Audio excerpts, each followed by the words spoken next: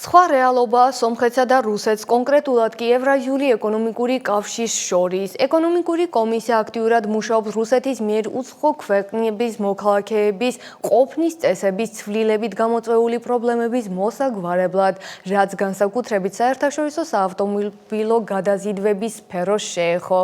კომისიაში აცხადებენ, რომ სიტუაციის დასარეგულირებლად ყველა საჭირო ზომა მიიღება. შეგახსენებთ, რომ რუსეთის ფედერაციაში დამტკიცებული ახალი რეგულაცია თანახმად იმ ქვეყნების მოქალაქეებს, რომლებსაც რუსეთში უვიზო შესვლის უფლება აქვთ, ქვეყნის ტერიტორიაზე ყოფნა შეუძლიათ წელიწადში ჯამურად 90 დღე, ნაცვლად წინა წესისა, რომელიც 180 დღის განმავლობაში 90-დღიანი ყოფნის უშვებდა.